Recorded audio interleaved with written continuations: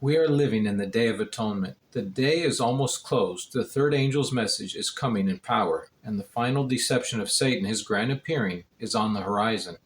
All the pieces of the puzzle, the final act in the drama, is beginning to be enacted, and many of us have a wrong viewpoint of God's law.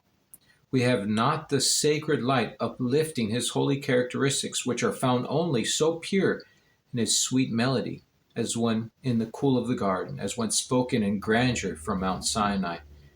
I wish to bring to our attention words from the prophet on this subject, so that our misunderstandings can be corrected and we can go into the final act of the drama with a clean conscience, ready to proclaim the third angel's message.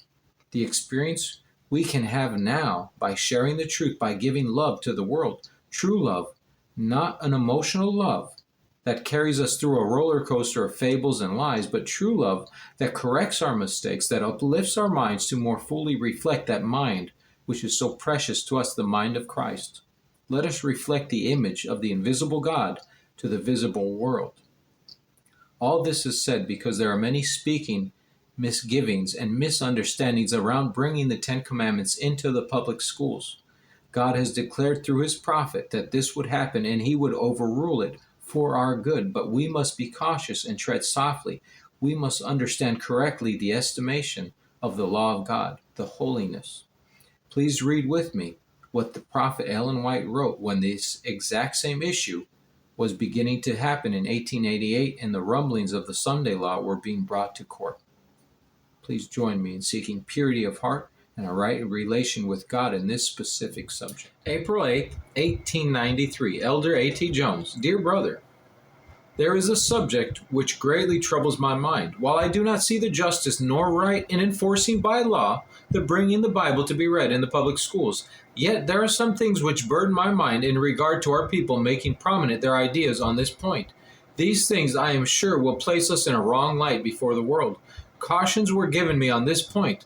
There were some things shown me in reference to the words of Christ, render therefore unto Caesar the things which are Caesar's, and unto God the things that are God's, placing the matter where the church have no right to enforce anything of a religious character upon the world. Yet, in connection with this were given words of caution. If such a law were to go into effect, the Lord would overrule it for good, that an argument should be placed in the hands of those who keep the Sabbath in their favor to stand on the Bible foundation in reference to the Sabbath of the fourth commandment, and the book which the state and Christian world have forced upon the notice of the people to be read in the schools. Shall it not speak? And shall not the words be interpreted just as they are read? My brother, this objecting to the passing of law to bring the Bible into the schools will work against us. Those of our faith who are making so much of the Bible, a year ago, there was something presented before me in reference to these things, and we shall have to use the Bible for our evidence to show the foundation of our faith. We shall be exceedingly cautious in every particular, lest we shut out a single ray of light from those who are in darkness. I remember particularly this point, that anything that should give the knowledge of God and Jesus Christ, whom he hath sent, should not be obstructed at all.